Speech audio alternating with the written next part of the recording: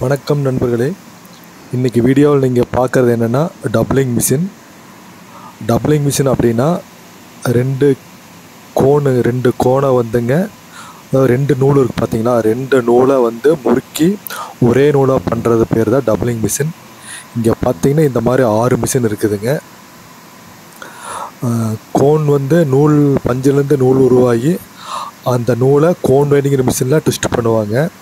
அதை திரித்து கோனில் வந்து சுற்றி வைப்பாங்க. அந்த ரெண்டு கோனில் இருக்கிற நூலை வந்து ஒரே நூலாக ஸ்ட்ரென்த் பண்ணுற மிஷின் பேர் தான் டப்ளிங் மிஷினுங்க. இந்த மிஷின் பேர் பார்த்தீங்கன்னா ஜீட்ஸ் டப்ளிங் மிஷினுங்க. இந்த மிஷின் பேர்